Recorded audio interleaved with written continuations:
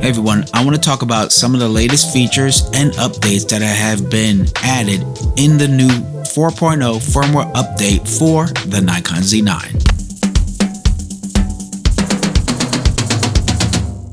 So as many of you know, Nikon has just released their latest firmware update to the Nikon Z9 from the firmware 3.0 to now 4.0. They have added a lot of new things and improved a lot of things in this firmware update. It's actually a pretty big update.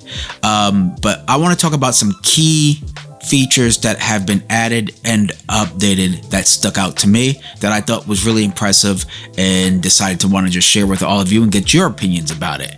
So the first thing is that stood out for both still photography and video recording is an auto capture feature.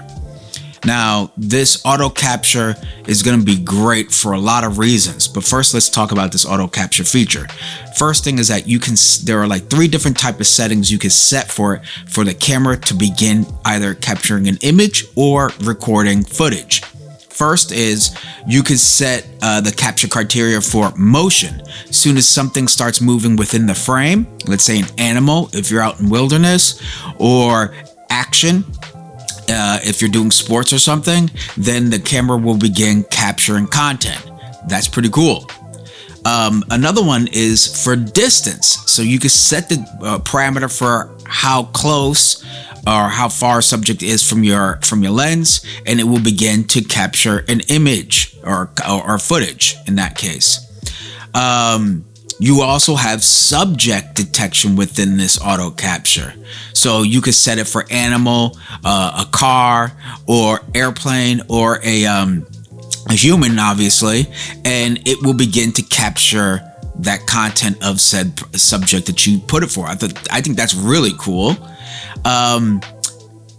Honestly, what's going to be great about that feature is, well, 2 things. One is if you're looking to capture an animal and perhaps you're waiting and everything's set up and you're waiting for it to hit the frame, let's say out in wilderness. I don't do wilderness, but I'm just thinking of something. That can be one way to make sure that you get a shot of an animal to detect, and then maybe even put motion in the auto capture criteria. And if that animal jumps into that frame or moves into it, boom, you capture the photo. That could be pretty cool, especially if you just at that moment happen to have taken some drink of your water out of a bottle waiting for an animal or whatever the case. That could be a scenario. Auto capture for me would be great for weddings. I could set up one specific camera on video on auto capture at the pew where the bride and groom are about to say I do, or whatever the case may be, and then while I'm controlling maybe camera A as they're walking down the aisle and keeping that, and then camera B would turn on and start recording as soon as they hit the altar. And I think that can be a scenario in which that would be great. In case I don't have a second camera operator with me, that could be one way for the camera to operate on its own and for me to not lose the opportunity to capture 2 different angles of the event. That could be pretty cool. But I can see a lot of potential with this auto capture feature, and I'm really glad that it came both in the photography as well as in the video mode. So that's really cool. This is really cool. And the pre-release capture, right? So in the pre-release, you would hold down the button and it actually begins taking photos up to, what does it say? Up to 30 seconds prior to you pressing completely down on the shutter. And then it would take the photo. And it would keep all the pre-images prior to. Now you could do it up to 300 seconds, which is freaking ridiculous. But, for those who need that, let's say the first kiss in a wedding, putting on the ring, or all these particular moments that you just cannot replicate ever again happening, this is going to allow you to make sure that you really aren't going to miss it. Up to 300 seconds, the swing of a bat, the catch of a football. These are going to be phenomenal. This is going to be great too if you're trying to track, let's say, birds, and the way the wings are flapping, you want to get it just the right way. Or just as the bird is taking off, that can be great, or just as a bird is landing. I'm just trying to think of creative scenarios in which I would press the shutter just a hair, or like a half second or a second past than I really wanted that photo. And that's a great feature. So they've increased it from 30 to 300 seconds. That's going to be definitely a game changer for us photographers that need to capture certain images at a given moment, a precise moment. For me, it would be more for weddings that I would use that feature for. And I think that's going to be a real good feature to use. So I'm glad they improved that. They've also, in the video recording, increased the low ISO sensitivity during N-Log video recording. So, as we know, with the introduction of the Z9, Nikon has gone all in on video, and this is just another proof of that, making this much more of a viable camera to use in challenging lighting conditions. So with your ability to go even lower in your ISO means that in brighter situations, you're going to be able to capture more of a well-exposed video content. But for us videographers out there, you know darn well you should be having a neutral density filter or two in your camera bag if you plan to shoot in video outdoors. They also have changed the range of the speeds of the high-res zoom, the digital zoom, and they added specifically 11. Now they have 11 high-res zoom speed modes.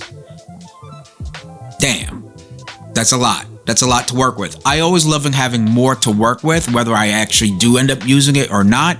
I just like to have the option. So I'm glad to hear that. I want to test that out and see what that's about.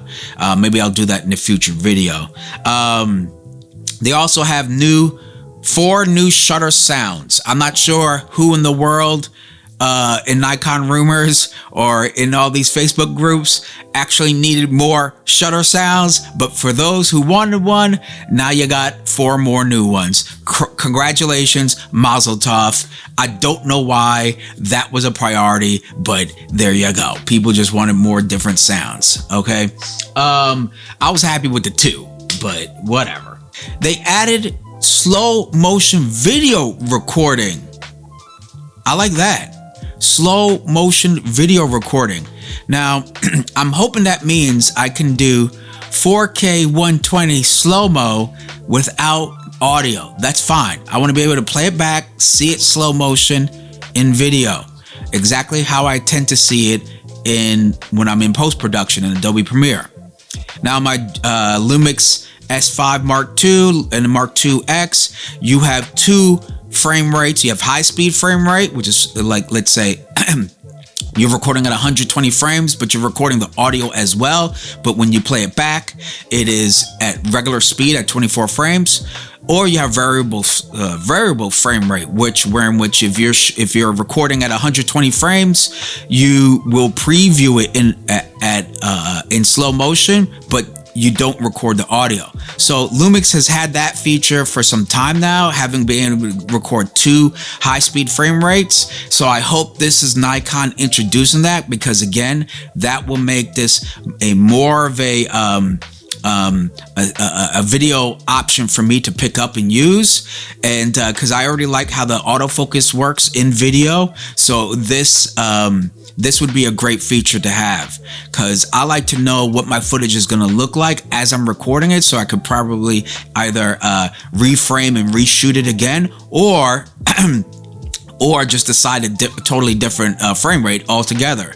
So at 120 frames, but previewing it at 24 frames doesn't allow me to really get the full scope of what that slow motion may be when I get home in post-production, which means that's too late. So I hope this slow motion video feature, slow motion video recording feature, gives me that, and that would be pretty awesome for us video content creators. Let's see here. They have also updates in the playback.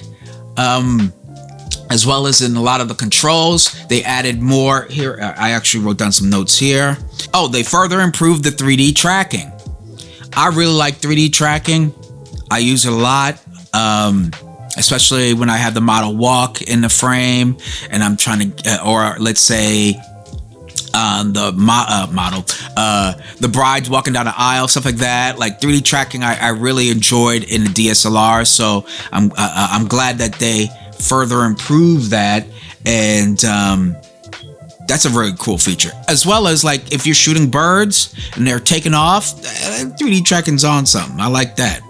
They added a red focus box. I'm not sure entirely what that's gonna be for me. They added more of a where's the delay on shutter button? Hold on now. Let's get to it. Oh, as I said, they added more custom controls and assignable buttons on the Z9, which is cool. Okay, I actually like that because I plan on since I got the Z8, I'm really into customizing, and I'm like, you know what, I need to do the same thing to my Z9, and just lets me know I need to update. So I'm glad it has more assignable buttons, because there are features that are on certain buttons, or at least was, that I just don't really use, and I'd rather reassign them to that. Matter of fact, every button should be almost assignable in my opinion. Even though most of the not updates, but most of the features inside that come factory default are pretty good for what I like, but there are a few that I'm just like, I'll never use this, or at least it's not a priority for me. I'd rather be able to reassign it to something I would use, you know? I'm gonna leave a link down below for you to check out all the updates and to download the latest firmware 4.0 for yourself. Once you download it, you open it up until you get to the .bin file, and then you put that on a CF Express Type B card, and then that's what you're gonna put into your Z9 to update it. There are, let's see what others. I think that's really a lot of the things that stuck out to me. I'd like to hear what you think about these particular updates. Do you think these are pretty awesome? If so, which ones? Which one of these features or updates that really stuck out to you and that you're happy that Nikon did? Also, is there something that they left out that you wish they did take care of? Either way, let me know down below in the comment section. Alright, now this was just a little quick video because I wanted to just get it out there. I really appreciate you all for watching. If you enjoyed this video and you would like to see more, don't forget to press that like, that share, subscribe, and yes, smash that bell icon to get notifications of my upcoming videos. I'm Robert Silver, and until next time, keep shooting and stay creative.